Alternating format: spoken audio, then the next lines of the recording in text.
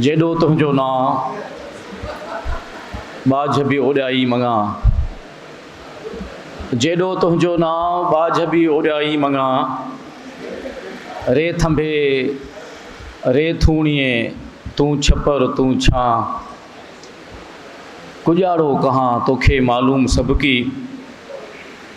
सभिनी आयल मोज़िज़ महिमाननि जी वॾी महिरबानी, साईं नसीर मेमण साहब जी तमामु घणी महिरबानी जिन असांखे मान ॾिनो, असांजी गुज़ारिश ते हुननि असांखे वक़्तु ॾिनो ऐं सभई जेके दोस्त आया आहिनि। ऐं मां साॻे वक़्तु इहा बि गुज़ारिश कंदुसि त असीं पंहिंजो प्रोग्राम शुरू पिया कयूं त थोरो गुफ़्तगू में जेकॾहिं असां सां दोस्त तावन कनि, मुख़्तसिर कनि, त जीअं असीं प्रोग्राम खे अॻिते वधायूं। सखर आर्ट्स काउंसिल पारां अॼु असां सिंध जे वॾे ॾाहे लेखक ऐं केतिरनि ई किताबनि जे मुसनिफ़ साईं नसीर मेमण साहब जन जो लेक्चर प्रोग्राम रखियो आहे ऐं इन लेक्चर जो उनवान आहे सिंध जी वहदत,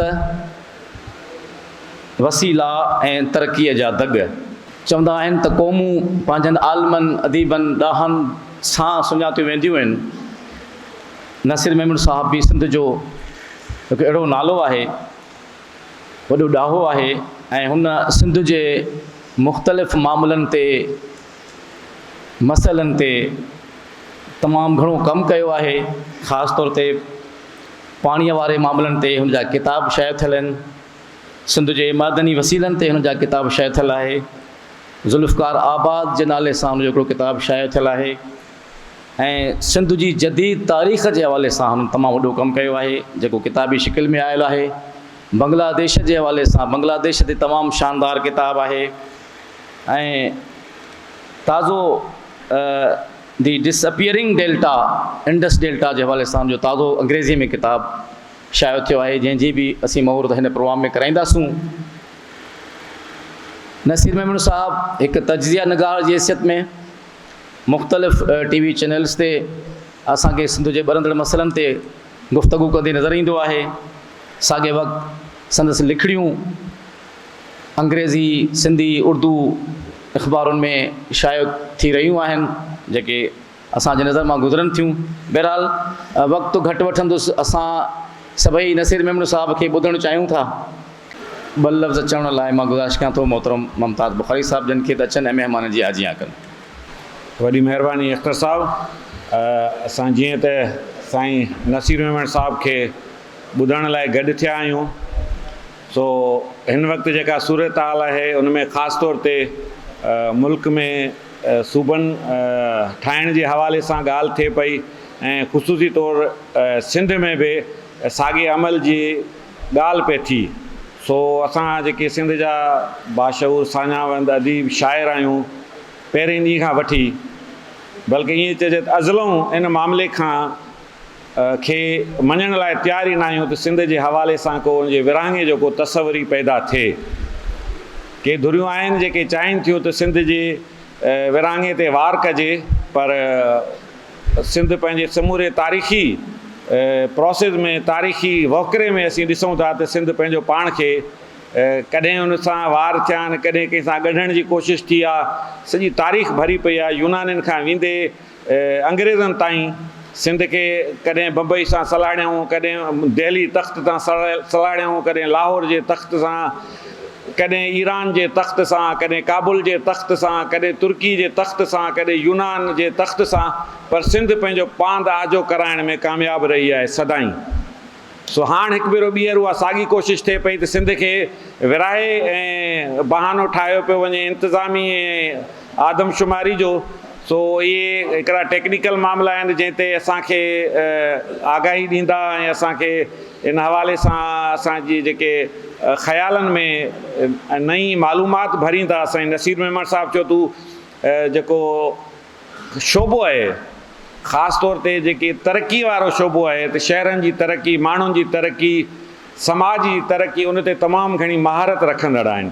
बल्कि सिंध में मूंखे इहो चवंदे हॿक महसूसु नथी थिए त सिंध में ख़ासि तौर ते सिंधियुनि मां इन शोबे ते नसीर मेमणी सभिनी खां जेको आहे सरवाणी वारी पोज़ीशन में नज़र पिया अचनि। गॾोगॾु उहे असां जीअं अख़्तर दरगाही साहिबु ॿुधायो त हर मामले ते सिंधीअ में, अंग्रेज़ीअ में, उर्दूअ में सिंध जे मसइलनि खे पंहिंजे टेक्निकल बुनियादनि ते, दलीलनि जे बुनियाद ते ऐं साइंसी बुनियादनि ते सॼी दुनिया जे साम्हूं रखनि था ऐं पाकिस्तान जे उन्हनि हिन मुल्क जे कर्ता धर्तनि जे साम्हूं रखनि था त असुल सूरत हाल हीअ आहे।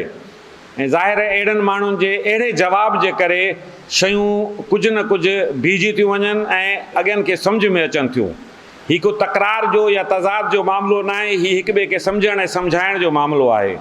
सो अॼु के हिन लेक्चर जो मक़सदु बि इहो आहे त सिंध जो माण्हू, सिंध जा अदीब, सिंध जा साझाबंद इहो था चाहियूं जेको तव्हांखे हाणे नसीर मेमण साहिबु ॿुधाईंदा, जेको तव्हांजी दिलनि में आहे, पर उनखे हिकिड़े ऑर्गनाइज़ तरीक़े सां हिकिड़े डेटा जी बुनियाद ते ऐं हिकिड़े बहितर अंदाज़ में असांखे ॿुधाईंदा, जेकी असांजी ज़बान, असांजी दिलि जी ॻाल्हि हूंदी ऐं आवाज़ु नसीर मेमण साहिब जो हूंदो। छा ईअं न आहे त असीं जेको चाहींदा आहियूं उहो असां ॿुधी रहिया आहियूं पंहिंजे अकाबरनि खां।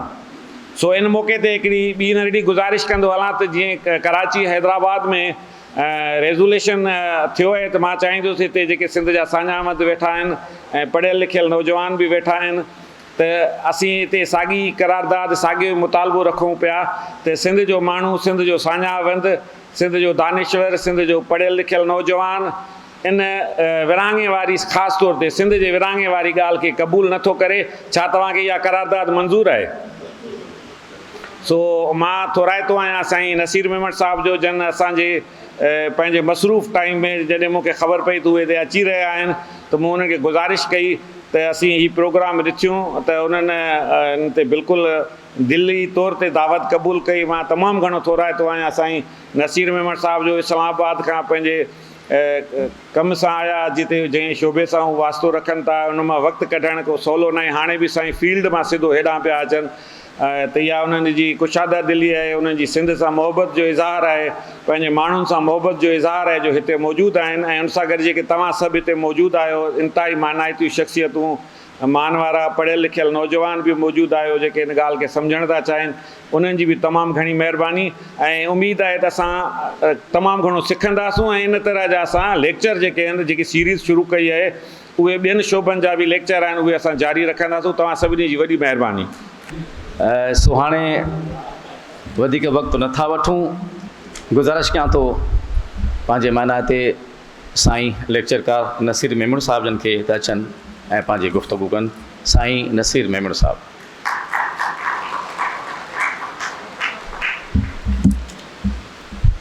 साईं मुमताज़ दोस्त, प्यारो मोहब्बती दोस्त अख़्तर साईं, ऐं हाल में वेठल समूरा दोस्त, मुंहिंजा सीनियर्स, मुंहिंजा उस्ताद, जिन खां मां सॼी ज़िंदगी सिखियो आहे, पिरायो आहे, उत्साह माणियो आहे, अवां सभिनी जो मां बेहद थोराइतो आहियां। अवां मूंखे मान ॾिनो, सो मूं लाइ आनर आहे सिंध जे बारे में किथे बि हिकु लफ़्ज़ बि ॻाल्हाइण जो मौक़ो मिले, इन खां वॾी इज़त असां लाइ बि कहिड़ी हूंदी। ही मामिलो त हाणे ई उभरियो, बज़ाहिर उभरियो हाणे, पर हाणे अलाए असां जॾहिं खां होश संभालियो आहे त असां इहा ॻाल्हि ॿुधंदा रहिया आहियूं। हिकिड़ो ख़ासि नफ़्सियाती ऐं ज़हनी मरीज़नि जो टोलो आहे जंहिंखे पहिरें ॾींहं खां वठी उणितोड़ आहे, ऐं हुननि जी अखि आहे सिंध जे कुझु ख़ासि इलाइक़नि ते, ख़ासि वसीलनि ते, जंहिंजे करे हुननि जी ख़्वाहिश रही आहे त सिंध जा के गभा गभा थियल हुजनि या सिंध जी बुनियादी सिंधियत वारी सुञाणप न हुजे, उहा जंहिं बि शिकिल में मेसारजी सघे। छो त जेका पंहिंजी तारीख़ी ऐं धरतीअ सां ॻंढियल सुञाणप हूंदी आहे, उहा इंस्पायर कंदी आहे क़ौमुनि खे पंहिंजे हक़नि लाइ बीहण ते, पंहिंजे हक़नि लाइ जिदोजहद करण ते। सो उहा जेका इंस्पिरेशन आहे उनखे ख़तमु करण लाइ तव्हां ॾिठो आहे त हीउ जॾहिं खां मुल्क वजूद में आयो आहे त असां कॾहिं हर भेरे का न का नई शइ अहिड़ी ॿुधी आहे जंहिंजो टारगेट सिंध जी वरियनि जी तहज़ीबी सकाफ़ती जी तारीख़ी क़ौमी सुञाणप हूंदी आहे। मिसाल असांजा तमामु सीनियर दोस्त वेठा आहिनि जिन खे हिते ख़बर आहे त 1 यूनिट जे दौर में सिंध लफ़्ज़ अमली तौर ते मना थियल हो, झलियल हो, त तव्हां सिंध लफ़्ज़ एतिरे क़दुरु जो मूंखे सीनियर्स ॿुधायो त जेकॾहिं टपाल जे लिफ़ाफ़े जे पते ते सिंध लिखियलु हूंदो हो त उहो पते उहो ख़त डिलीवर न कंदा हुआ, पहुचाईंदा न हुआ। एॾो ज़हर भरियल हो हुन जे ज़हननि में। शायदि तॾहिं ई अयाज़ चयो हूंदो त सिंधी तुंहिंजो नाव तुंहिंजो कारीगर ते पेर पियो। हाणे उहा हुननि जी रिवायत आहे, उहा बि हले पई। हिकिड़ी ॿी रिवायत आहे सिंध वासियुनि जी जेका सिंधियत जो अलम खणी पंहिंजो सफ़र जारी रखे पई, उहा रिवायत जारी आहे।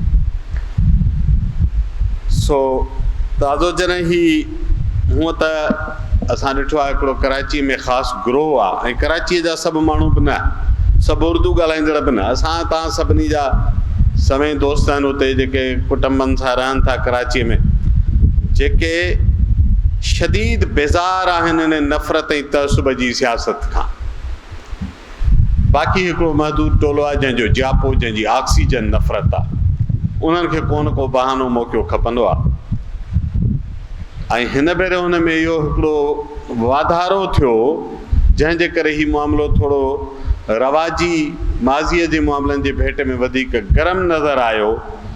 उहो त मुल्क जा वागधणी बि सुदो सो खुली उन सॼी रिथाबंदीअ जी सपोर्ट करण लॻा।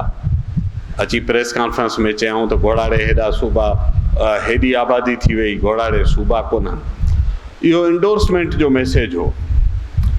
सो तंहिं करे हिन भेरे हुननि खे वधीक उणतुण आहे, वधीक हू इन हवाले सां ज़ोर लॻाइनि पिया त हिन भेरे कुझु करे गुज़रूं कंहिं तरह। जेका असां वटि ॾाढ ई सॼी ताक़त अची गॾु थी आहे पुठियां साल ॾेढ में, उहा इन कम लाइ इस्तेमालु कयूं। इहो आमरियतुनि जी रिवायत आहे।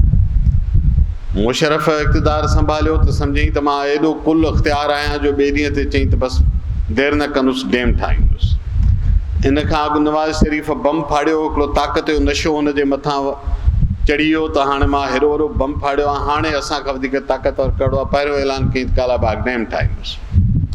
सो इहो ताक़त जो जॾहिं नशो वधे थो त हुननि जी नज़र सदाई अची थी सिंध जे मथां करे, मुख़्तलिफ़ शिकिलुनि में, कॾहिं डैम जे लाइ, कॾहिं सिंध जा हिसा करण जे लाइ। सो हीअ बि हिकिड़े ताक़त जे वहकिरे में आयल ख़्यालु आहे। ऐं ताक़त जे वहकिरे में जेको ताक़त जे अंदरि जे घोड़े ते सुवार हूंदा आहिनि माण्हू, फ़र्द, इदारा, मुल्क, हुकूमतूं, रियासतूं, उहे सदाई सम्झंदा आहिनि त असां हाणे एॾा सघार आहियूं जो बाक़ी ही सभु कीड़ा माकोड़ा आहिनि। सो ज़मीनी हक़ीक़तूं कुझु ॿियूं हूंदियूं आहिनि, उहो इदराक थियण में थोरो वक़्तु लॻंदो अथनि, कॾहिं कॾहिं हिन विच में वॾो नुक़सानु करे वेहंदा आहिनि। 1 यूनिट हिकिड़ो अहिड़ो मिसाल आहे। काश त पंहिंजे माज़ीअ मां, जेकर तव्हां पंहिंजी माज़ीअ मां सिखण लाइ तयारु कोन आहियो त पोइ तव्हांजी तारीख़ मां दुनिया सिखंदी, पोइ त ईअं ई थींदो। ऐं ॾिसो असांजे तारीख़ मां हाणे दुनिया थी सिखे। दुनिया जे टेक्स्ट बुक्स में मां तव्हांखे मिसाल ॾियां त 1952 में जॾहिं बंगालियुनि जिदोजहद कई त असांखे बंगाली ॿोलीअ जो हक़ु ॾियो उर्दूअ सां गॾु। इहो न त कुझु चयूं त उर्दू न हुजे, उन वक़्तु सिंध बि पंहिंजे ॿोलीअ लाइ, सिंधी ॿोलीअ जी बका लाइ स्ट्रगल पे कई। पोइ हिननि 1952 में उते ई ढाका में जॾहिं गोलियूं हलायूं ऐं 4 नौजवान, उन वक़्तु छा 4, पोइ बाद में ॿिया बि थिया, उन्हनि जूं जानियूं वयूं। पर उनजो नतीजो छा थियो? अॼु गॾियल क़ौमुनि वारो इदारो हर साल जेको मादरी ॿोलियुनि जो ॾियारो 21 फरवरी मल्हाईंदो आहे, उहो उन शर्मनाक वाक़े जी यादि में मल्हायो वेंदो आहे। सो दुनिया तव्हांजी तारीख़ मां सिखे थी, दुनिया उनखे इबरत जो हवालो करे पेश थी करे। सो चङो न आहे त पंहिंजी तारीख़ मां पाण सिखूं, पर हाणे उहा मूं ॻाल्हि कई त जॾहिं ताक़त जो नशो अचे थो त पोइ सिखण जूं दरियूं बंदि थी वेंदियूं। इहा हिकिड़ी निज़ाम फितरत आहे शायदि, त जॾहिं तव्हांजे दिमाग़ में अकुल जी जाइ ते ताक़त वालारींदी, पोइ अकुल लाइ को बि खुलियो न छॾींदी दिमाग़ में जो तव्हां सोचे सघो। सो के दुरियूं उन मरहले ते आहिनि जिते हुननि जा ज़हन, हुननि जे दिमाग़ ताक़त जे नशे सां भरपूर आहिनि। हाणे हिन स्टेज ते हुननि जो अकुल ऐं शऊर ऐं साञा कमु नथा कनि। हाणे अचूं था हिन ॻाल्हि ते, आइन में छा लिखियलु आहे, आइन में घणा माण्हू हवालो ॾियनि था, आर्टिकल 249 फ़िलहाल साईं पोइ असेंबली हीअं करे हूअं करे। मूं लाइ सिंध जी वहदत जो सुवालु आइननि ऐं असेंबलियुनि खां घणो मथां आहे। मूं लाइ इहो हिसाबु आहे ई कोन त तव्हां आइन में छा लिखियो। आइन तव्हांजा कूड़ा सचा ठिड़क ठॻीअ जा काग़ज़ कानून ठाहियो था। असांजी मजबूरी थियो पए त उन्हनि जा हवाला ॾियण ते पाबंद थी था वञूं। 1940 जो ठहिराउ उनजी चीर फाड़ कंदासीं त कई सुवाल निकिरंदा, पर असांजी मजबूरी आहे। अॼु चऊं था त भला गोगो ॾिनो अथव त जेको 1940 में वाइदो कयो त हेतिरो गोगो ॾींदासीं, भला ओतिरो ॾियो। 1991 जो ठाह अमली तौर ते सिंधूअ जे जेको 1945 वारो ठाह हो, उनजी भेट में सिंध सां वॾी नाजाइज़ी थियल हुई। पर हाणे वक़्तु उहो अची वियो जो चवंदा आहियूं त भला इहा 1991 वारे ठाह ते पाणी ॾियो। सो इन करे असां चऊं था ठीकु आहे, तव्हांजा जेके पंहिंजा ठहियल आइन जंहिंजो तव्हां को बि एतिराम न कंदा आहियो, जंहिंजो तव्हां कॾहिं बि मान न रखियो आहे, भला घटि में घटि जेको उन में लिखियलु आहे उहो उनखे हलो। सो तारीख़ जो वाइदो त वेझे माज़ीअ जो आहे त ही अॼु जेके पाकिस्तान जा सूबा आहिनि, इहे पाकिस्तान जा सूबा कोन्हनि, पाकिस्तान इन्हनि जो मुल्क आहे। इहा इक्वेशन असांखे ठीकु ॿुधाइणी पवंदी। इन्हनि सूबनि ई मुल्क तय कयो, किन खां ॾाढे ते करायो, किन रज़ामंदी सां कयो, पर कयो सूबनि हो। ही अमेरिका जूं रियासतूं कोन्हनि जिन ते कब्ज़ा कया विया या जेके पैसा ॾेई ख़रीद कई हुयूं। हिते घणा माण्हू चवंदासीं अमेरिका में हेॾियूं रियासतूं। बाबा अमेरिका में रियासतूं त अमेरिका कुझु रियासतूं पंहिंजूं हुयसि, उन खां पोइ त या कब्ज़ा कयईं या पैसनि ते ख़रीद कई। ही मुल्क त हिन धरतीअ जे माण्हुनि पंहिंजी गॾियल रज़ामंदीअ सां ठाहियो। ही मुल्क जा ख़ालिक आहिनि। भली असां इख़्तिलाफ़ रखूं या इख़्तिलाफ़ न रखूं, पर 1940 जी करारदाद जे रोशनीअ में उन ते एतबार कंदे सिंध ऐं ॿियनि सूबनि या हिन धरतीअ जे माण्हुनि चयो त असां गॾिजी रहण लाइ तयारु आहियूं।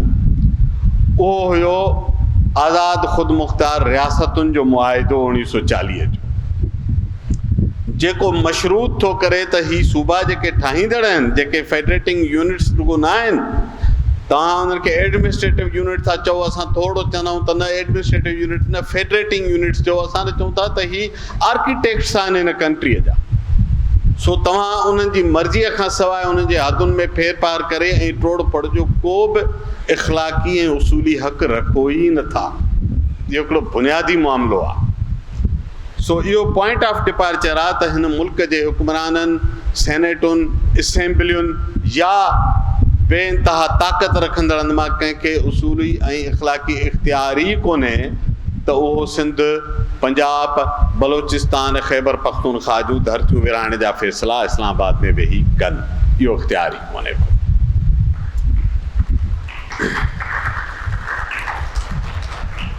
पोइ उन जे पुठियां चयूं त सिस्टम कोलैप्स थी वियो आहे, तंहिंजे करे सूबा ठाहिणु घुरिजनि। कहिड़ो सिस्टम कोलैप्स थियो आहे, इहो माण्हुनि खे ॿुधाइण जी ज़रूरत आहे। सची करे ॿुधायो सिस्टम जो। हे ईअं आहे त मुमताज़ बुखारी हिते 6 ॾींहं तालो हणी छॾे, 7 ॾींहं अची चएसि आर्ट्स काउंसिल हले ई कोन थी, आर्ट्स काउंसिल नथी कमु करे, कोलैप्स लॻी पई आहे, बंदि था करूं। बाबा 6 ॾींहं तूं तालो हणी वेठे रहे त किथां हलंदी। पाकिस्तान जे सिस्टम सां बि इहो न हक़ कंदो त तव्हां हुन जे सिस्टम ते हणी छॾियो तालो। पहिरें ॾींहं खां तव्हां पाण थी आहे सिस्टम, जेको सवरो अचे सो 10-10 साल चढ़ियो वेठो आहे सिस्टम जे मथां। सिस्टम तव्हां मर्ज़ीअ जा तख़लीक़ कया, कूड़ियूं जाली ठगनि ऐं फ्रॉडनि ते ठहियल तव्हां सियासी पार्टियूं ईजाद कयूं। कूड़ा ठग ऐं पंहिंजा ताबेदार ऐं पंहिंजा पेरनि में विहारण वारा लीडर तव्हां ईजाद कया। उन्हनि खां मर्ज़ीअ ते तव्हां पंहिंजा कम वरिता, पंहिंजा आइन मर्ज़ीअ ते ठहिराए विया, उन्हनि खां पंहिंजा कानून साज़ियूं करायो था, उन्हनि जूं मुंडियूं मरोड़े, अहिड़ी तरमीम ओड़ी तरमीम सभु कुझु करायो बि पाण, ऐं पोइ अची चओ था वॾा न हलनि, मुल्क हिननि खां हले ई कोन थो।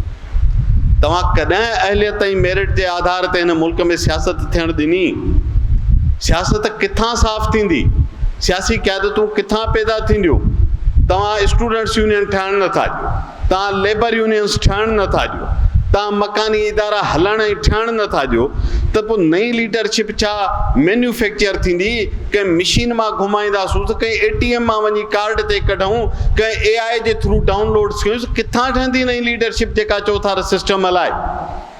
सो बुनियादी तौर ते जेकर सिस्टम ठीकु करिणो आहे त पहिरें त सिस्टम खे साह खण ॾियो त सिस्टम ठीकु थिए। सिस्टम जो निड़घट ते तव्हांजी लत पई आहे, चुराणो उनखे ॾियो कोन था, सभु ऊंधा कम तव्हां पंहिंजे मर्ज़ियुनि सां हिन सिस्टम खां कराया आहिनि हींअर ताईं। जेका ऊंधा कम जिन पाकिस्तान खे मुआशी नुक़सानु ॾिनो, सियासी नुक़सानु ॾिनो, पाकिस्तान जा ॿ अध करे छॾियऊं, उहे सभु को पाकिस्तान जे माण्हुनि जा ठहियल फ़ैसिला ऐं सिस्टम कोन हुया। सिस्टम बि अव्हां जा, फ़ैसिला बि अव्हां जा, पोइ वरी चओ था त सिस्टम कोलेप्स थी वियो आहे। जे कोलेप्स थी वियो आहे उहो मञो था त पोइ महिरबानी करे सिस्टम मां हथु कढो त सिस्टम पंहिंजे तरीक़े सां हली सघे। बाक़ी इहो चवणु त कुझु हमराहनि जो ख़्यालु आहे, साईं ॾिसो चीन केॾी तरक़ी करे वियो आहे, साईं सऊदी अरब, साईं हू पंहिंजो UAE, साईं हिते त का बि जमहूरियत कान्हे। हुननि खे बार बार यादि ॾियारणो पवंदो आहे त इहे क़ौमुनि जा ठाहियल वफ़ाक़ न आहिनि, इहे आहिनि डायनेस्टिकल नंढड़ा आइलैंड्स जेके बादशाहनि खे अता कया विया हुआ कंहिं ख़ासि मरहले ते, या जिन पंहिंजूं हिकु क़ौम तौरु नेशन स्टेट तौरु जंगियूं विड़ियूं। चीन हिकु नेशन स्टेट वांगुरु आहे, थोरा घणा उते ॿियो शायदि 2-4 सैकड़ो ॿिया माण्हू, बाक़ी त हिकिड़ी डायनेस्टी आहे, हिकिड़ी ई क़ौम आहे। हीअ अरब सगोर आहे सभु ईअं ई आहिनि। तंहिं करे उन सां तव्हां पाकिस्तान जी भेट करे चओ त हिते बि डिक्टेटोरियल रिजीम हुजे त पोइ मुल्क सुधरंदो। भला छा रुॻो चीन, UAE ऐं ताइवान वारनि तरक़ी कई आहे, कोरिया वारनि तरक़ी कई आहे, छा यूनाइटेड किंगडम तरक़ी नाहे कई, छा यूरोप तरक़ी नाहे कई, छा अमेरिका सॼे मुल्क ते जो लठ खयो बीठो हकले इन्हनि तरक़ी नाहे कई? इहे बि सभु डिक्टेटोरियल रिजीम जा आहिनि। इहे मॉडर्न डेमोक्रेटिक इरा जा मुल्क आहिनि। पोइ उहो मॉडल तव्हां नथा हवाले तौरु ॾियो, जेको तव्हांखे सूट करे थो उहो तव्हां माण्हुनि जे अॻियां लठ खणी बीही था रहो। पाकिस्तान का यूनिटरी स्टेट कोन्हे, पाकिस्तान केतिरियुनि क़ौमुनि जो गॾियल हिकु मुआशिरो ऐं मुल्क आहे। उते फ़ैसिला बराबरीअ ऐं हिक ॿिए जे गॾियल एतिराम ऐं तारीख़ी हक़नि जे ऐं सुञाणपुनि जे एतिराम जे आधार ई थी सघंदा। इस्लामाबाद मां वेही तव्हां हिकिड़ो दर्जी सॼे मुल्क जा कपिड़ा ऐं वॻा सिबींदो, न कंहिंखे कोट पूरो ईंदो, न कंहिंखे जैकेट पूरी ईंदी, न कंहिंखे कमीज़ सिधी बीहंदी। सो फ़ैसिला उते थींदा जिन माण्हुनि जूं क़ौमुनि जूं तारीख़ी धरतियूं आहिनि। हीअ हज़ारनि सालनि जो क़ौमी तहज़ीबी विरसो रखंदड़ वजूद आहिनि। हीअ को तव्हांजे शनाख़्ती कार्डनि जी पैदावार थोरे ई। सो हिननि जे हुकूमतुनि ही धरतियूं कंहिं ऑर्डिनेंस मां त कोन ठहियूं, ही धरतियूं कंहिं सरकार जे नोटिफिकेशन ऐं रेवेन्यू जे अमलदारनि जे गज़ेटुनि मां त कोन ईजाद थियूं। ही तारीख़ जे डिघे सफ़र जी पैदावार आहे। सो जेसिताईं तव्हां हिन हक़ीक़त जो एतिराम न कंदो, तव्हां हिकु ॾुफेड़ मां वांदा थींदो, ॿिए में किरंदो, हिकु दुबण मां कढण जी निकिरण जी कोशिशि कंदो, ॿिए में किरंदो, मुल्क खे बि तव्हां दुबण में किराए छॾींदो। ऐं हिन मां पाकिस्तान जो को बि भलो कोन थींदो। बुनियादी ॻाल्हि आहे। असां चिटनि लफ़्ज़नि में चऊं था त असां हिन मुल्क जा घण घुरा आहियूं, असां चाहियूं था त हीउ मुल्क अॻिते वधे, तरक़ी करे, पर हिन मुल्क जी जेका तारीख़ी ऐं समाजी सक़ाफ़ती बीहक आहे, हीअ उन बीहक जे हिसाब सां हीउ मुल्क अॻिते वधी सघंदो, ॿाहिरां आणे ईजाद कयल फार्मूलनि सां कोन हली सघंदो। सो सिस्टम जी कोलेप्स असां वाज़े कयूं त अवाम जो सिस्टम कॾहिं रहियो ई कोन हो। सिस्टम उहो अवाम जे मथां मढ़ियल हो। जे अलहमदुलिल्लाह चओ था कोलेप्स थी वियो आहे त महिरबानी करे उन सिस्टम मां हथु कढो, माण्हुनि खे सिस्टम ठाहे हलणु ॾियो। पोइ चयूं त हीअ सॼियूं ॾिसो कोन था मुल्क जे मथां मोरूसी 2-3 ख़ानदान चढ़िया वेठा आहिनि। बराबरि असांखे कोरी वणनि था छा? हार पाराए त तव्हां विहारींदा आहियो हुननि ख़ानदाननि खे, परदेह में जलावतन करे वरी जहाज़नि ते वठी त तव्हां अची वेंदा विहारींदा आहियो। को पाकिस्तान जा माण्हू विहारींदा? मोरूसियत खे पाकिस्तान जे माण्हुनि त कोन क़बूल कयो। मां सिंध जे माण्हुनि मोरूसियत खे घणो अॻु रद्द कयो हो, जॾहिं हुननि खे हिकु भेरो तव्हां मौक़ो ॾिनो। मां हिते नंढिड़ो मिसाल थो ॾियां। इहा ई सिंध आहे, इन ई क़िस्म जा हुकुमरान, इन ई क़िस्म जे जबर जे 10 सालनि खां पोइ 1988 में जेका इलेक्शन थिए थी, तंहिंमें सभ खां सगारा फ्यूडलिस्ट, अवां जा ख़ासि वफ़ादार, वॾा वॾा पहलवान, जागीरुनि जा मालिक, ख़ानदाननि जूं सियासतुनि जो वॾो हिकिड़ो सिलसिलो रखंदड़, उन्हनि सभिनी खे माण्हुनि धोई रखियो। पीर साहब पगारो हिन ई तक मां पंहिंजा लखे मुरीद हूंदे बि सीट कोन बचाए सघियो। ग़ुलाम मुस्तफ़ा जतो ई कोन खटे सघियो, ग़ुलाम अहमद महर बि कोन खटे सघियो, नवाब सुल्तान चांडियो बि कोन खटे सघियो। इहो आहे न सभ खां वॾा मोरूसियत ऐं जागीरुनि ऐं मिल्कियतुनि जा मालिक। खटण वारा केरा? परवेज़ अली शाह, बेगम अमीना अशरफ अब्बासी, बेगम अशरफ अब्बासी रहमतुल्लाह भेण, वो बोज़दार घोटकिया वारो मुस्तफ़ा बोज़दार, ॿिया कई तव्हांखे मिसाल ॿुधायां। इहे सभु मिडिल क्लास जा, लोअर क्लास जा माण्हू आहे जिन जो कंहिं ते नालो बि न ॿुधो मुल्क में। तव्हां हेतिरी विथी ॾिनी, माण्हुनि मोरूसियत, ख़ानदान ऐं अवां जे सभिनी वफ़ादारनि खे साफ़ करे घर मोकिले छॾियो। तव्हां हलण ॾियो निज़ाम। अॼु तव्हां हुनखे 40 साल गुज़रिया आहिनि, सभु भलाऊं असांजे मथां मुसलत आहिनि तव्हांजे महिरबानी सां। अवाम हुननि खे थोॾे कढी छॾियो। तव्हां अवाम खे ॾियो हा वोट जो राइट, अवाम जी जमहूरियत खे हलण ॾियो हा, त ही मोरूसी ख़ानदान जेके टंग टंग ते चाढ़े रोज़ असांखे ॾंद था ॾेखारनि, इहे सभु घरनि में वेठा हुजनि। पाकिस्तान जे माण्हुनि में, ख़ासि तौर सिंध जे माण्हुनि में एतिरी साञा आहे। पर हाणे तव्हां जो उन्हनि खे MP MNA कयो था, जिन खे पाड़े जो वोट बि नथो मिले, तव्हांखे घणा नाला ॻणे ॿुधायूं, पोइ चओ था सिस्टम कोलेप्स थी वियो। त पोइ इहो गंद जो ढेर तव्हां ईजाद कयो था, त उन मां स्मेल न ईंदी, त ख़ुशबू ईंदी। सो सिंध जे माण्हुनि त पंहिंजी तारीख़ में 30-40 साल अॻु साबित करे ॾेखारियो त तव्हां असांखे ईमानदारीअ सां वोट विझणु ॾियो। ऐं तव्हां इहा पुठ भराइनि जो तॾहिं त पुठ भराई बि मौजूदु हुई। सोचियो जेकर हिन सभिनी खां पुठ भराई ख़तमु थी वञे त इहे किथे हुजनि हा? अॼु मुल्क किथे हुजे हा? जिन हिन मुल्क जे लाइ को रती भर कमु थो करे, हिकिड़े खे फांसी था ॾियो, ॿियनि खे गोलियूं था हणो, मारे था छॾियो, पोइ चओ था सिस्टम ख़राबु आहे। पंहिंजे सांचनि में जाली हिकिड़ा हथ ठोकिया लीडर ईजाद करे हाणे विहारियो था, पोइ चओ था त सिस्टम कोलेप्स थी। तव्हांजो सिस्टम उन कोलेप्स कयो आहे, अवाम जो सिस्टम आयो ई न हो, उन कोलेप्स कयो बि कोन्हे। जेके ॻाल्हियूं ॿुधिजनि पियूं, ख़्वाहिशूं त वधीक सूबा ठाहींदासीं त मुल्क बाग बहार थी वेंदो, वॾी तरक़ी थी वेंदी, ऐं उन्हनि खे कैमरा नालो ॾियनि था त इंतिज़ामी यूनिट। सूबा जेके हिन मुल्क जा आहिनि, मां त हिनखे सूबा बि नथो चवणु चाहियां, इहे तारीख़ी क़ौमी शनाख़तूं आहिनि। इहे रुॻो तव्हांजे सूबा हूंदा तव्हांजे काग़ज़नि में, इहे हज़ारे सालनि जूं तारीख़ी विरसो ऐं सुञाणपू रखंदड़ ख़िता आहिनि माण्हुनि जा। पर जे उनखे तव्हां सूबो बि चओ था त ज़हन में रखो त उहे हिन वफ़ाक़ में बराबरीअ जे बुनियाद ते वेठल ख़िता आहिनि। रही ॻाल्हि इंतिज़ामी यूनिटनि जी, जे तव्हांखे शौक़ आहे त इंतिज़ामी यूनिट हुजनि, त इंतिज़ामी यूनिट पाकिस्तान ठहियो त 8 डिवीज़नूं, अॼु 35 डिवीज़नूं, इहे इंतिज़ामी यूनिट न आहिनि छा? 50 खनि ज़िला हुया, अॼु तव्हां वटि 150 ज़िला आहिनि। इंतिज़ामी यूनिट त इहे हूंदा आहिनि। चयूंसीं न माण्हू वीचारा पंहिंजो राजधानी परे आहे, उन्हनि खां केरु सूबाई कैपिटल्स हेॾा परे आहिनि, सूबा वॾा आहिनि। मूंखे ईमानदारी सां ॿुधायो, आम माण्हूअ जी ज़िंदगीअ जी रोज़मर्रा जी ज़िंदगीअ में तव्हांजो सूबाई हुकूमत जी ऑफिसुनि में कहिड़ा कम पवंदा आहिनि?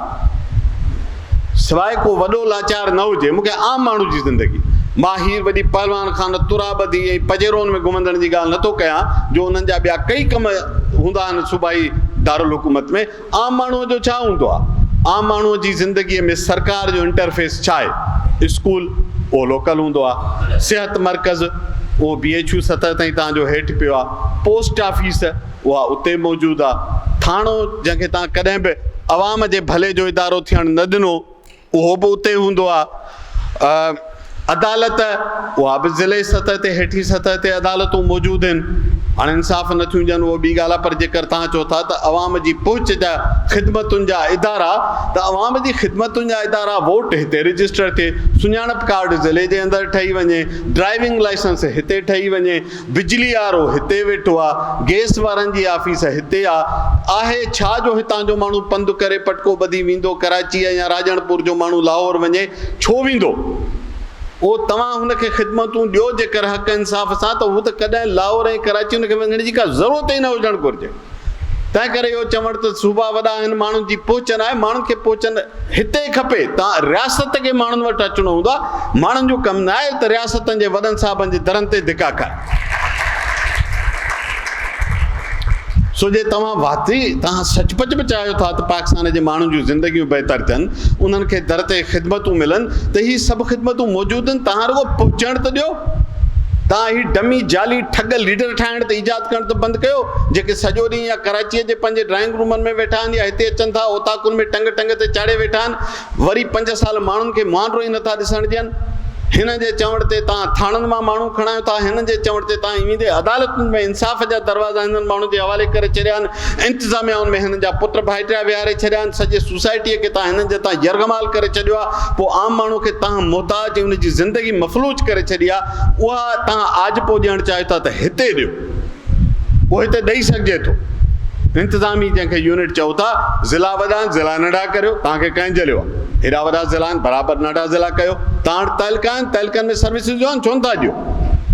असिस्टेंट कमिश्नर विहारियो था, उहे रुगो छा गाॾियुनि में घुमण लाइ विहारिया अथव? उहे उते साए मिर्च ऐं भिंडीअ जो अघु कंट्रोल न कनि। उहे आम माण्हूअ सां ज़ुल्म ज्याती थिए उनजी वार न कनि। थाणनि ते माण्हू कुटिजनि, उन्हनि खे छॾाइण न वञनि। कोई सभु ऑफिसर जेके तव्हां उते विहारिया आहिनि से त तव्हां पंहिंजे ओताकुनि ते हुकुमनामनि जे इम्प्लीमेंटेशन लाइ विहारिया आहिनि, त तव्हां त कॉलोनियल रूल जी लेगेसी जा कैरियर आहियो। मोरूसियत सभ खां वॾी त तव्हां वटि आहे, जेका अंग्रेज़नि जे दौर जी कॉलोनियल मोरूसियत आहे। तव्हां मुहाफ़िज़ थिया वेठा आहियो। अवाम त कोन थो कॉलोनियल दौर जी मोरूसियत करे, उनखे त पुछां थी अचे हिननि सोकाल मोरूसनि खां। पर इहो सिस्टम हलंदो त रिफाइन थींदो। हिकु इलेक्शन, ॿी इलेक्शन। यादि रखो, जंहिं उम्मीदवार खे इहा पक थिए, जंहिं उनखे इहा पक थिए त मां ईंदड़ भेरे सवाइ हिन जे वोट खां सवाइ न खटे सघंदुसि, हीउ तव्हांजे दर तां उथंदो ई न। पर हुनखे ख़बर आहे त पर्ची मथां ईंदी, वोट मलाइका जी दॿे में विझंदा, न बि विझंदा त जिते डिजिटल ॻणप थिए थी उते वोट मुंहिंजा हूंदा। न हू माण्हुनि जा जवाबदार थींदो, न माण्हुनि जूं ज़िंदगियूं बहितर थींदो, न सिस्टम सिधो थींदो। तव्हां असांखे चिराग ॻाए ॿुधाईंदो त सिस्टम कोलेप्स हो गया। कीअं न कोलेप्स थींदो? सो का ज़रूरत कान्हे तव्हां माण्हुनि जूं धरतियूं विरायो इन नाले ते त माण्हुनि जी ख़िदमत लाइ। असां सम्झूं था तव्हां माण्हुनि जी ख़िदमत लाइ कोन था विरायो। तव्हांखे ज़मीनूं खपनि, तव्हांखे सूबनि जे हिसे जो पाणी फुरणो आहे, तव्हांखे माण्हुनि जा जेके कुदरती वसीलनि जो वरसो मिलियल आहे तव्हां उहो फुरणु था चाहियो। तव्हां माण्हुनि जो जेको रत पगर जी कमाई ऐं टैक्सिस मां जेको ही पोरियो करे माण्हू ॿ रुपया कमाए हिन मुल्क लाइ ॾियनि था, उहे तव्हां सूबनि खां पूरे इस्लामाबाद में लॻाइण था चाहियो। त ख़्वाहिश असल में इन लाइ आहे त जॾहिं तव्हां उन्हनि खे लिखी ॾियो सभु पैसा, लिखी ॾियो सॼी मैदनियात, लिखी ॾियो सभु ज़मीनूं, पाणीअ लाइ बि ॻाल्हाइणु बंदि करियो, कंहिं बि शइ ते चूं चुरा न कयो, केरु बि तव्हांजा सूबा न विराईंदो, सभु ख़ुशि हूंदा। प्रॉब्लम इन ते आहे जो तव्हां इनकार था कयो। प्रॉब्लम इन ते आहे तव्हां चओ था त हीउ जेको कूड़ो सचो आईन जो दस्तावेज़ अथव जंहिंमें कई शयुनि सां असांखे इख़्तिलाफ़ आहे, पर वरी बि चऊं था भला पाकिस्तान जी पार्लियामेंट आयो आहे, इन जो त एतिराम करियो। माण्हू जॾहिं एतिरी ॻाल्हि कनि था उहा क़बूल कान्हे का।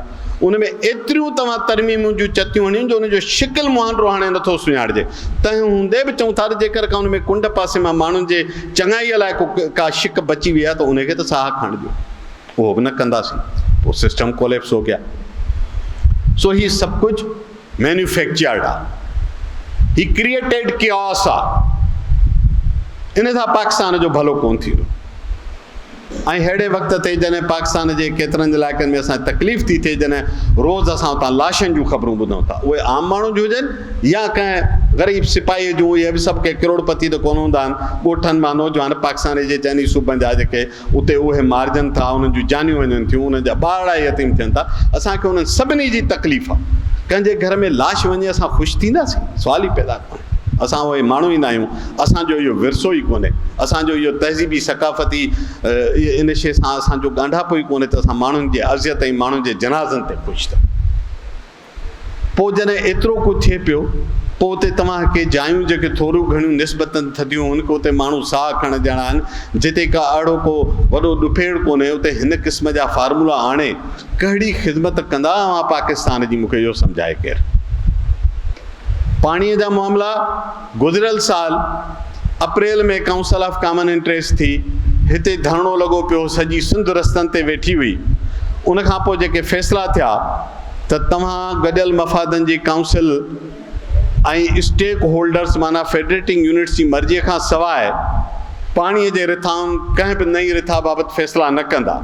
ममता साईं इहो लिखियलु आहे उन मिनट्स में। उन जी मसुन सुकी आहे त वरी चनाब जे मथां चइनि डेमनि जो प्रोजेक्ट खणी वापडा वारनि सभिनी खे उते प्रेज़ेंटेशनूं ॾिनियूं सिंध जे ऑफिसरनि खे त ही 4 डेम बि ठाहींदासीं, मंगला मराला लिंक बि ठाहींदासीं। उहो सॼो जेको माण्हुनि जो रद्द कयल ग्रेटर चोलिस्तान स्कीम वारो मनसूबो जेको न पंजाब जे हक़ में आहे न सिंध जे हक़ में, मां वाज़े करे छॾियां ईअं न आहे त को वरी पंजाब जे आम माण्हू जो उहो फ़ाइदे में आहे, न उहो पाकिस्तान जे फ़ाइदे में आहे। उनखे ॿीहर तव्हां ॼाणण था चाहियो। 3 ॾींहं अॻु इरसा में चिन्योट डैम जे बारे में प्रेज़ेंटेशन ॾिनी वई। तव्हां कहिड़ो एतिराम कयो आहे गॾियल मफ़ादनि जी काउंसिल जी जेको आईनी इदारो आहे जिते 4 सूबनि जे वज़ीर आला ऐं वज़ीर आज़म गॾिजी फ़ैसिला कयनि। उनजो बतड़ वापडा जो इदारो जॾहिं उते प्रेज़ेंटेशनूं खणी थो वञे, तव्हां लताड़ कयो था आईनी इदारनि जी पंहिंजे ई ठहियल उन सिस्टम जी, ऐं पोइ वरी तव्हां कंदो त सिस्टम कोलेप्स हो गया। पोइ माण्हू इन इदारनि जो एतिराम छो कंदा? माण्हू सिंध जा माण्हू वापडा जो एतिराम छो कनि? मूंखे ॿुधायो बाबा, वापडा वफ़ाक़ी इदारो आहे या हिकिड़े सूबे जो इदारो ईजाद कयो आहे तव्हां? सॼी वापडा जी तारीख़ जंहिंखे अॼु 70 साल अची थिया आहिनि, रुगो सिंध जा 2 माण्हू उते चेयरमैन थिया आहिनि, ॿिन्ही जो कुल मुदो मिलाए त 3.5 साल वञी बीहंदो। हीउ कहिड़ो वफ़ाक़ी इदारो आहे जंहिंमें तव्हां सभ खां वॾे पाणीअ जे स्टेक होल्डर जे नुमाइंदनि खे तव्हां कॾहिं चेयरपर्सन बि नथा थियण ऐं चेयरमैन था विहारियो जेके उते वेठा उन्हनि कालाबाग जे रिथा में हिमायत में मज़मून जी किताब लिखनि जिन खे 3 सूबनि जूं असेंबलियूं रद्द कयो आहे। उहो माण्हू सिटिंग वापडा जो चेयरमैन थियो वेठो हुजे ज़फ़र महमूद, उनखे वरी तव्हां इरसा जो चेयरमैन पे कयो हिन वज़ीर आज़म साहब PDM जे हुकूमत में। पोइ तव्हां चाहियो था त माण्हू इन्हनि इदारनि जो एतिराम कंदा? गॾियल मफ़ादनि जी काउंसिल आईनी इदारो आहे, सभिनी सूबनि जी नुमाइंदगी आहे, उते फ़ैसिला थियणा आहिनि। सॼो साल उन जी गॾिजाणी नथी थिए, जंहिं लाइ आइन में चयल आहे त हर 3 महीने उन में उते उन जी गॾिजाणी थियणी आहे। जलालपुर रिथा 3 सालनि खां काउंसिल ऑफ कॉमन इंट्रस्ट में पई, पुठियां तव्हां सॼो केनाल कंस्ट्रक्ट करे छॾियो। कहिड़ो इन इदारे जो मान तव्हां रखियो आहे जंहिंमें सुभाणे माण्हू पंहिंजो केस खणी वञनि? हीअ त ईअं आहे त केस पियो हुजे कोर्ट में जज वटि ऐं जेलर उथी कंहिंखे फांसी ॾेई छॾे त न साईं हिन जे त हिसाब सां हेठी कोर्ट हिन खे फांसी ॾिनी। बाबा हुनजी अपील मथे पई आहे, मां अपील सां थोरी बदल आहे, हेठि जज फांसी ॾिनी, मां फांसी ॾेई छॾी, मथे खे पोइ ॾिसंदासीं। तव्हां जलालपुर केनाल जे सिलसिले में ईअं कयो आहे सिंध सां। असांजी दरख़्वास्त पई आहे हिकिड़े सूबे जी जेको सभ खां वॾो स्टेक होल्डर आहे पाणीअ जो। 2023 में पहिरीं समरी सिंध जी वई आहे, 2024 में कमेंट्स अचण खां पोइ ॿी समरी उते वई आहे, ऐं तव्हां सॼो वक़्तु वाह जी अदावत कंदा रहिया। कहिड़ो मैसेज ॾिनो तव्हां सिंध जे माण्हुनि खे? ऐं हाणे वरी इन मां बि तव्हांजो हा नथो ठरे, वरी तव्हां चिन्योट ते 4 डेमनि जी रिथा जो पहिरियों डेम, इहो पहिरियों डेम त हिकिड़ो नंढिड़ो पुर्ज़ो आहे, इन खां पोइ वरी कतार लॻणी आहे 2 डेमनि जी ऐं 2 रिथाउनि जी।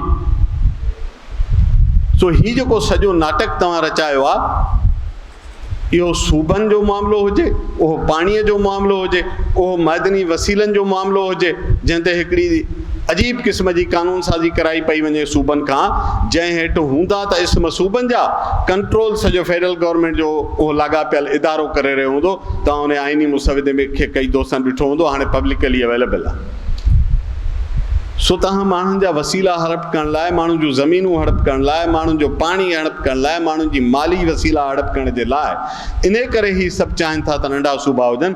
त नंढड़ा सूबड़ा हेतिरा 2 डिवीज़न, हिकु डिवीज़न खे सूबो ठाहियो, उते हिकिड़ो 3rd क्लास क़िस्म जो ताबेदार हिकिड़ो जाली मुॾे दिमाग़ वारो वज़ीर आला विहारे छॾियो, उनखे चओ त अछे पने ते सयूं कंदो वञे। इहे असां ॾिठा आहिनि हिते कीअं अछनि पननि ते सयूं थियूं आहिनि माज़ीअ में। इन ई असेंबलियुनि खां तव्हां 1 यूनिट बि मंज़ूरु कराए विया। तव्हां चओ था असेंबली आहिनि, मूं तॾहिं चयो त असांजा के मामला आइन खां मथां आहिनि। इन कूड़ी जाली असेंबलीअ खां त तव्हां 1 यूनिट बि मंज़ूरु कराए विया 97-98 माण्हुनि खां वोट वठी। सुभाणे तव्हां हिकिड़ी जाली ठगनि जी असेंबली विहारे अंगूठे छापनि खे हितां ज़ोरीअ खटाए उन्हनि खां सिंध जे विरहाङे जो फ़ैसिलो कराईंदो। तव्हांजे ख़्याल में सिंध जा माण्हू, बलोचिस्तान जा माण्हू, ख़ैबर पख्तूनख्वा ऐं पंजाब जा माण्हू इनखे इन करे क़बूल कंदा जो उन्हनि जी ठगनि जी असेंबली आहे उनखे पास कयो? कॾहिं बि कोन कंदा। का मेरिट कान्हे हिन फ़ैसिले जी, का फीज़िबिलिटी कान्हे। हर फ़ैसिले जी का माशी फीज़िबिलिटी थींदी आहे, का सियासी फीज़िबिलिटी थींदी आहे, का अक़ली फीज़िबिलिटी थींदी आहे, का हिकु बि फीज़िबिलिटी इन स्कीम जी असांखे नज़र कान थी अचे। किथां हिननि ते दिमाग़ ते नुज़ूल थिए थो, किथां था इहो सोचनि, केरु थो हिननि खे ॾस ॾिए इहो असांजे सम्झ खां ॿाहिरि आहे। त इन अकुल सां इहे सभु गॾिजी हिन मुल्क खे ईअं हलाइण था चाहिनि। असां वरी बि सम्झूं था त इन रवैयनि सां, इन तरीक़नि सां तव्हां जेकर सूबनि जी धरतियूं ज़ोरीअ विराइण जी कोशिशि कंदो त उनजे नतीजे में जेको ॾुफेड़ पैदा थींदो, असांखे अंदेशो आहे त उहो कंहिंजे बि संभालण खां चढ़ी वेंदो। हिन मुल्क जे, हिन धरतीअ जे ख़ैर ख़ाह तौरु, घण घुरे तौरु असां तव्हांखे गुज़ारिश था कयूं त इन्हनि क़िस्म जे रिथाउनि खां पासो कयो जेके ठरियल वहंदड़ मिठे पाणीअ में ज़हर उगाचनि, जेके उते बाहि लॻाइण जी कोशिशि कनि, खां पासो कयो ऐं जिते बाहि लॻल आहे उनखे विसाइण जी कोशिशि कयो। हिन मुल्क जा माण्हू इन्हनि जो आवाज़ु ॿुधो, इन्हनि जे जाइज़ कानूनी आइनी तारीख़ी हक़नि जो एतिराम कयो। कंहिंखे को शौक़ु कोन्हे त हिते जहिड़ो करे, हुते जहिड़ो करे, को जबल ते चढ़े, को ॿेले में लहे, को हिते क्राइम करे, को हुते बंदूक खणी घुमंदो, हुते कंहिंखे बि शौक़ु कोन्हे। केरु चाहींदो, छो चाहींदो? तव्हां हिननि खे जाइज़ आइनी कानूनी उनजे तारीख़ हक़नि जो एतिराम कंदो त सुख सुकून सां तव्हां बि रहंदो, हीउ मुल्क बि अॻिते वधंदो। मुल्क जी सूरत हाल इहा आहे, मां हुनखे हाणे वाइंड अप कयां, ॻाल्हि काफ़ी डिघी थी वई आहे। हींअर पाकिस्तान जी सूरत हाल आहे त हिन साल जे अंगनि अखरनि मुताबिक़ जेको इम्पोर्ट एक्सपोर्ट जो गैप आहे, पाकिस्तान जे परदेही वापार जो घाटो आहे, उहो $40 अरब थियो आहे। एक्सपोर्ट असां खां थिए नथी, का प्रोडक्ट असांजी दुनिया में खपे नथी। मईशत लिटरली गोॾा खोड़े चुकी आहे। जिते प्रॉब्लम आहे, जिते बीमारी आहे, उनजो इलाज करियो, बजाए इन जे त नयूं बीमारियूं वरी ॿियूं पैदा कनि। इहा आहे असांजी परदेही पंहिंजो वापार जी हालति। पाकिस्तान ते जेको टोटल हींअर कर्ज़ु चढ़ी वियो आहे, लॻभॻि $1 अरब थी वियो आहे। जेकर मां उनखे रुपयनि में कन्वर्ट करियां, उन में परदेही कर्ज़ु बि आहे ऐं ॾेही कर्ज़ु बि आहे। ऐं हुकूमतुनि जे कर्ज़नि ऐं शाह ख़र्चुनि जो सिलसिलो बंदि ई नथो थिए। अरिड़हीं तरमीम में जेके खाता सूबनि खे ॾियणा, उन्हनि ते साल में $500 अरब ख़र्चु थियणु लॻो आहे। छो नथा सूबनि खे ॾेई पंहिंजा इहे ख़र्च घटायो? हिननि जूं जेके फेडरल गवर्नमेंट जेका सूबनि खे अहलियत या ताना थी ॾिए, इन जूं जेके स्टेट ओन्ड एंटरप्राइज़िस SOEs जंहिंखे चइबो आहे, वफ़ाक़ी सरकार जूं ख़ानगी कंपनियूं, पुठिएं साल $832 अरब जो घाटो कयो अथनि। उहे तव्हां बंदि नथा कयो, उनजी एडमिनिस्ट्रेशन ठीकु नथा कयो, उते सूबनि जी नुमाइंदगी कंहिं बोर्ड ते कान्हे। हीअ सभु 200 खां मथे कारपोरेशन घणा नुमाइंदा आहिनि उते सिंध जा, मूंखे केरु ॿुधाए। तव्हां उन्हनि जा ख़र्च घटाए मुल्क में को साह खणण जेतिरो माहौल ठाहियो, बजाए सूबनि जो खीसो कटियो। हिन साल सूबनि खां लॻभॻि 2500 अरब रुगो स्ट्रेटेजिक नीड्स ऐं कैश सरप्लस में वरिता विया। पेट्रोलियम लेवी अलॻि आहे, जेकर मां उहे बि मिलायां त 4000 अरब लॻभॻि आहिनि जेके सिधो सो वफ़ा कया आहिनि, जेके सूबनि जो हिसो हुया, जंहिंमें सूबनि जो शेयर हो। लॻभॻि पोणा 900 अरब रुगो सिंध सूबे जा विया आहिनि हलिया। सो इहो खीसा कटण वारे जे बजाए मुल्क जी मईशत छो नथा ठीकु कयो? परदेही सीड़पकारी जी हालति आहे त पुठिएं साल 34% हेठि हली वई आहे। को ॿाहिरें मुल्क जो माण्हू, को कंपनियूं, को इदारो हिते हाणे सीड़प नथो करे। सभु वॾा जेके इदारा ऐं वॾियूं कारपोरेशन्सूं, उहे सभु हिन मुल्क मां टपड़ ॿधी खणी हलियूं वयूं। Oil and gas company ENI हली वई, OMV हली वई, जेतिरियूं बि वॾियूं सुठियूं कंपनियूं, प्रॉक्टर एंड गैम्बल हली वई। मां केतिरी तव्हांखे लिस्ट ॿुधायां। PTCL वारा वञण जे चकर में इतिसलात वारा आहिनि। इहे बजाए जो तव्हां हिते सीड़पकारी आणियो, सॼी सीड़पकारी हितां वञे पई तव्हांजे हिन लक्षणनि जे करे। सो असां सम्झूं था, आख़िरी ॻाल्हि करियां, मुल्क जी मईशत आहे, जंहिंखे ठीकु कंदो त मुल्क ठीकु थींदो। सूबनि वधाइण सां कोन्ह थींदो। इहे एॾा ख़र्च नवां पैदा थींदा, एॾा ॾुफेड़ थींदा जो तव्हां सोचे बि नथा सघो। ॿियो, पाकिस्तान खे ट्रू सेंस में डेमोक्रेटिक फेडरेशन करे माण्हुनि जे मुल्क तौरु हलाए, पंहिंजा रवैया मटायो, सिस्टम खे साह खण ॾियो ऐं पोइ तव्हां ॾिसो, हिकिड़ो भेरो न, ॿियो भेरो न, 10 साल, 15 साल, 20 साल, इन सां ई सिस्टम ठीकु थींदो। तव्हांजे फार्मूलनि सां 80 सालनि खां पोइ पाण था चओ सिस्टम कोलेप्स थियो आहे, त हाणे हथ कढो न हिन मां, को ॿियो सिस्टम हलणु त ॾियो न, पोइ हुनखे ॾिसो त सही रहिया 15-20 साल। सो इन हवाले सां मां असांजी गुज़ारिश सिंध जे माण्हुनि जो गॾियल मैसेज इहो ई आहे, जेका मुमताज़ बुखारी शुरू में ॻाल्हि कई। सिंध जे माण्हुनि खे सिंध जो विरहाङो कंहिं बि क़ीमत ते, कंहिं बि नाले ते, कंहिं बि आइन ऐं कानून ते, कंहिं बि नारे ऐं मंशूर हेठि क़बूल न आहे। रुगो तव्हांजे हिकिड़े जुमिले लफ़्ज़ में थोरी फेर कंदुसि। तव्हां चओ था ट्रेंड हलरायो, मां चवां थो ईअं चवंदा कयो त ट्रेंड हलरायूं। सभु पंहिंजे हिसे जो ज़िमो खणो ऐं सभिनी जो जज़्बो आहे हिन शइ सां। ईअं न आहे त को तव्हां असां सभु केरु को हुन में घुसणु थो चाहे, पर मुंहिंजो ख़्यालु आहे असांखे तमामु घणा स्ट्रॉन्ग वॉइसिस खपनि। हीअ मामला जेॾा वॾा आहिनि ओतिरा घणा असांखे आवाज़ खपनि। ऐं इन में हरू भरू डिॼी लिकी ऐं मुंहुं मोननि में विझी वेहण जी ज़रूरत कान्हे का। रुगो फ़ैसिला इस्लामाबाद मां कोन थींदा, हिन मुल्क जा माण्हू आहिनि 25-26 करोड़, उहे बि के फ़ैसिला कंदा। तंहिं करे थोरी पाण में असां हिमत पैदा कयूं। हीउ ॾाढा ॾाका इहो हिननि जो पुराणो तरीक़ो आहे, का क़यामत कान थी अचे, धरतीअ जे वजूद जे ख़ातिर जेकर का सख़्ती आई त ख़ुशीअ सां क़बूलियूं, ऐं उहे सभु कम जेके असां चाहियूं था त ॿिया कनि, उहे सभु कम पहिरें असां पाण करण जी कोशिशि कयूं। हिन दौर जी वॾी में वॾी सघ इहा आहे त हूअं तव्हांखे अख़बार जे एडिटर या नुमाइंदे जे पुठियां हलणो पवंदो। हाणे तव्हां हर माण्हू जे हथ में हिकु अख़बार आहे, हिकिड़ो TV चैनल आहे जेको सॼी दुनिया ताईं पहुचाए सघो था। ऐं ॾिसो, हिन में ॿोलीअ खे बैरियर न बणाईंदासीं, छो त असांखे दुनिया खे कुझु शयूं आहिनि जेके दुनिया खे ॿुधाइणियूं, त सिंधीअ सां गॾु असांखे उर्दू ऐं अंग्रेज़ीअ जो बि वाहिपो करिणो पवंदो। ऐं असांखे ॿियनि हिन ॿोलियूं ॻाल्हाईंदड़ जेके हिन मुल्क में रहनि था, उन्हनि सभिनी लाइ प्यार मोहबत जो हथु वधाइणो आहे। महिरबानी करे जनरलाइज़ करे उर्दू ॻाल्हाईंदड़नि जे ख़िलाफ़ु जंहिं क़िस्म जी जुमिलेबाज़ी थिए थी, इहा न थियणु घुरिजे। लखे उर्दू ज़बान ॻाल्हाईंदड़ माण्हू हिन सूबे सां गॾु रहणु चाहिनि था, उहे सूबे जो विरहाङो नथा चाहिनि। उहे जेके हिकिड़ा बीमार ज़हन आहिनि, सिर्फ़ु उन्हनि जो हवालो ॾींदा कयो। आम उर्दू ॻाल्हाईंदड़ हूअं ई ख़ुदि इन्हनि सभिनी जे ज़ुल्मनि ज़्यादतियुनि जो शिकार थियल आहे। ऐं मां इहो बि चवां त सॼी सिंध में जेका गवर्नेंस जी बदतरीन सूरत हाल आहे, असां सूबे जी विरासत जे ख़िलाफ़ु ज़रूरु आहियूं। उनजो मतिलबु क़तन कोन्हे त जंहिं तरह सूबो हलायो थो वञे, जेको कराची शहर जी डेवलपमेंट जो हशर आहे, जेको सखर जो ऐं हैदराबाद जो ऐं मीरपुखा जो ऐं नवाबशाह ऐं लाड़काने जो हशर आहे, असां उन सभिनी ते हुकूमत खे ज़िम्मेवार सम्झूं था। तंहिं करे असांखे उन मामले में का बि पंहिंजे भली सिंधी ॻाल्हाईंदड़ हुजे, ॾिसो सिंधी केरु आहे, मां उनजी वसफ़ ते मां त ॾाढो क्लियर आहियां। सिंधी उहो आहे जेको सिंध धरतीअ जी वहदत ते क़ाइमु आहे, जेको सिंध जी सकाफ़त ॿोली ऐं घण क़ौमी हुजण वारे सूबे ऐं घण लिसानी सूबे हुजण जी हक़ीक़त जो एतिराम करे थो, जेको सिंध जे क़ौमी हक़नि जे लाइ क़ाइमु आहे, सिंध जे मदनी ऐं क़ौमी वसीलनि जे ओनरशिप लाइ बीठो आहे। उहे सभु मुंहिंजे नज़र में सिंधी हिन ॿोली कहिड़ी बि ॻाल्हि आहे। सियासी तंज़ीमूं एहतिजाजनि जा सबब ॾिनल आहिनि, ऐं ॿिया जेतिरा बि सरगर्म पुरअमन डेमोक्रेटिक पॉलिटिकल तरीक़ा आहिनि, उहे सभु इस्तेमालु थियणु घुरिजनि। सिंधियुनि जे जिदोजहद जी ख़ूबी सदाईं इहा रही आहे त असां पुरअमन रहिया आहियूं, असां इंक्लूसिव रहिया आहियूं, ऐं असां दलील जे बुनियाद ते जिदोजहद कई आहे। इहे वॾी सघ आहे सिंध जे क़ौमी सियासी जिदोजहदुनि जी। तंहिं करे सियासी क़यादतूं अॻुवाणी कंदियूं, उन खां सवाइ ॿियो को बि हल कोन्हे। बाक़ी असां सभिनी खे, भली उहा अदीबनि जा इदारा या ज़ाती तौरु लेखक हुजनि, सहाफ़ी हुजनि, असां तव्हां जेके तव्हां न, मां पंहिंजी ॻाल्हि थो कयां, असां नंढड़ा लिखण पढ़ण वारा माण्हू जेको थोरो घणो कंट्रीब्यूशन करे सघूं उहो कयूं। जीअं आर्ट्स काउंसिल में मुमताज़ ऐं अख़्तर साहब ऐं अयाज़ अदल वारा सभु दोस्त गॾिजी ही कमु कनि पिया, आवाज़ु उथे पियो, त मुंहिंजो ख़्यालु आहे इन्हनि सभिनी खे पंहिंजो पंहिंजो हिसो वंडाइणो आहे। पर मां ज़ाती तौरु सम्झां थो त अॻुवाणी सिंध जे सियासी पार्टियुनि खे करणु घुरिजे, ऐं उहे ई कनि। हिकिड़ी शइ असां में कामन आहे त सिंध जे क़ौमी वहदत, सिंध जी तारीख़ी सुञाणप, सिंध जे वसीलनि जी मालिकी, इन में असां ऐं ॿिए कंहिं में मुंहिंजे ख़्याल में त सोच जो फ़र्क़ु कोन्हे। इन ते असां सभु हिकु सोच रखूं था। बाक़ी सियासी तरीक़ा हर कंहिंजा पंहिंजा।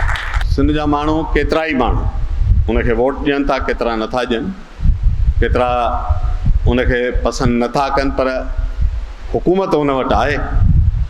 तंहिं करे बिल्कुलु उसूली बुनियादनि ते पीपुल्स पार्टी ज़िम्मेवार आहे त सिंध जे क़ौमी वहदत लाइ सिंध जे माण्हुनि जी तर्जुमानी करे, ऐं जे न कंदी त सिंध जा माण्हू पीपुल्स पार्टीअ जे ओसीड़े में कोन वेठा आहिनि, अॼु ताईं कोन वेठा हुया। पाणीअ जे मामलनि ते शुरू में पीपुल्स पार्टी थोरे ई माण्हुनि जे आवाज़ सां बीठल, सिंध जे माण्हुनि पंहिंजी जिदोजहद कई। पीपुल्स पार्टीअ सिंध जे ऐवान मां बिटो मकानी निज़ाम पाण मंज़ूर करायो, हुकरा करे सिंध जे माण्हू रद्द करे छॾियो। सो कुझु इस्लामाबादियुनि जो ख़्यालु आहे त रुगो पीपुल्स पार्टी रंडक आहे, उहा जे चवंदी त सिंध जा सभु माण्हू हथ ॿधी कंधुनि वड़ाए चवंदासीं हाणे असांजी पार्टीअ लिखी ॾिनो आहे त ख़ैरु आहे, खणी वञो सिंध असांजी। इन्हनि खे ज़हन में हुजणु घुरिजे त सिंध जा माण्हू कुझु सुवालनि ते पीपुल्स पार्टीअ जा पाबंद आहिनि ई कोन। वोट ॾियणु ॿी ॻाल्हि आहे, हुकूमतूं ठाहिणु ॿी ॻाल्हि आहे। हींअर ताईं पीपुल्स पार्टीअ जे मां जिन अॻुवाणनि जूं तक़रीरूं ॿुधियूं आहिनि, जिन में निसार खोड़े साहिब जी हिकिड़ी मूं तक़रीर या प्रेस कॉन्फ्रेंस कुझु मां हुनजो बयानु ॿुधो, हिकिड़ो सईद गनी साहिब जो, ऐं जेका तव्हां लाल भुटे साहिब जो चयो, ससीफ अली जो, काफ़ी 4-5 मूं ॿुधा आहिनि। त हींअर ताईं त मूं हुननि खे ॿुधो आहे त हू सिंध जी क़ौमी वहदत जे मामले में उहा राय रखनि पिया जेका सिंध जा माण्हू रखनि था। ऐं जेकर पीपुल्स पार्टीअ ने राय ते न बि बीहे थी त मां वरी बि चवां थो सिंध जा माण्हू पीपुल्स पार्टीअ जे, हुकूमत जा, ऐवान जा, असेंबली जा पाबंद रहंदा ई कोन। ॿी ॻाल्हि इहा जेको तव्हां चयो त हाणे आइनी तौर ते त 2/3 अक्सरियत सां जेकर सूबे जी असेंबली नथी पास करे त पोइ कीअं ठहंदो। मां तव्हांखे पॉसिबल सिनेरियोस थो ॿुधायां। हिकिड़ी जाली अंगूठे छापनि जी असेंबली सुभाणे ठही सघे थी, जीअं ॿियनि केतिरनि खे जो कूड़ा नाटकी वोट ॾेई खटाए सघिजे थो, तीअं को अलण वलण ढोलण टिलण खटी अची वेही रहंदा ऐं उहे कच्छे पने ते लिखी ॾींदासीं 7 टुकर न 10 टुकर कयो सिंध जा मां तव्हां सां ॿधल आहे। 1 यूनिट बि त सिंध जे कंहिं असेंबलीअ खां पास करायो वियो हो न, ॿिटो निज़ाम बि त कंहिं असेंबलीअ पास कयो हो न।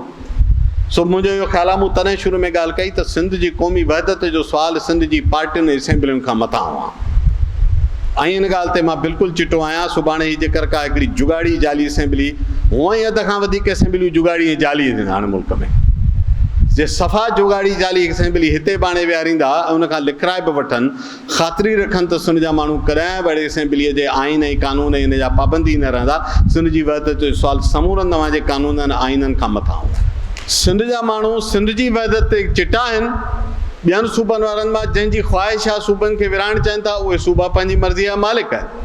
ख़ैबर पख्तूनख्वा वारनि हिकिड़े वक़्त में हज़ारा सूबे जो पाण ठहराव मंज़ूरु कयो ऐं हाणे वरी ठहराव मंज़ूरु कयूं त असां एबटाबाद ऐं हरिपुर खे वफ़ाक़ जे हवाले न थियणु ॾींदासीं, त सूबनि जी जेका नुमाइंदा धुरियूं उन्हनि जे रायाऊं मटिजी बि सघनि था।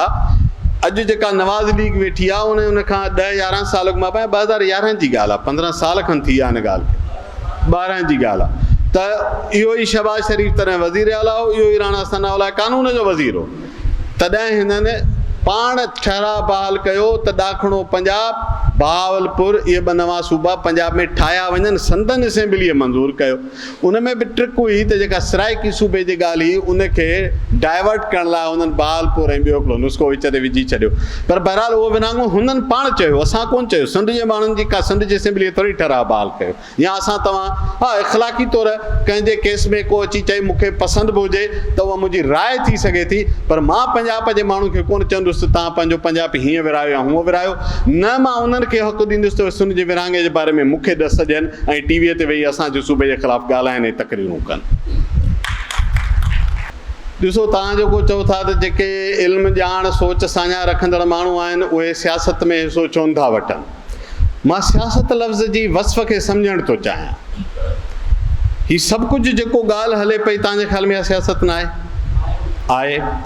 पाणीअ जे मामले ते जेतिरा माण्हू बबरलो जे धरणे में वेठा हुआ उन में सियासी तंज़ीमुनि वारनि खे त मां तमामु घणो एतिराम थो कयां त उन्हनि अॻवाणी कई, पर उते वकील बि हुआ, उते सहाफ़ी बि हुआ, उते औरतूं बि हुयूं, उते अदीब बि हुया।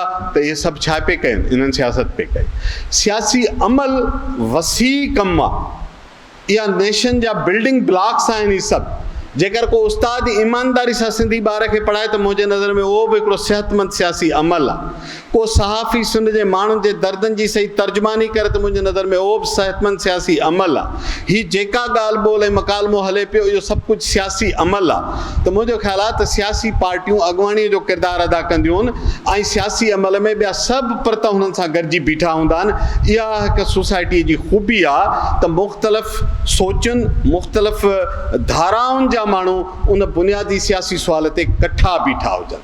सो मुंहिंजो ख़्यालु आहे त असांखे हिन समाज खे हिकु वसी तइलीमी इदारे ऐं यूनिवर्सिटी में बदिलाइण जी ज़रूरत आहे। इहे किताब ऐं निसाब में सदाईं अहिड़ा कूड़ भरियल आहे। पोइ इहे सियासी क़यादतुनि जी जिदोजहद हुई, लेखकनि जी जिदोजहद हुई, सियासी अॻुवाणनि जी जिदोजहद हुई। अंबार किताबनि जा लिखी माण्हुनि खे उहा आगाही ॾिनऊं। असां सभु ॿ अखर ॻाल्हाइण सम्झण जहिड़ा थियाऊं त उहे जिन 50 ऐं 60 जे ॾहाके में 70 जे ॾहाके में कलमी पोरिया कया, हीउ उन जो नतीजो आहे जो अॼु असां निसाबी किताब पढ़ी त हीअ ॻाल्हियूं कोन करे सघूं। सो असां सभिनी खे इन लाइ मुतबादिल यूनिवर्सिटी, मुतबादिल तइलीम, मुतबादिल निसाब बणिजी पंहिंजो किरदारु अदा करणो पवंदो। वॾी महिरबानी नसीर मेमण साहिब जन जी।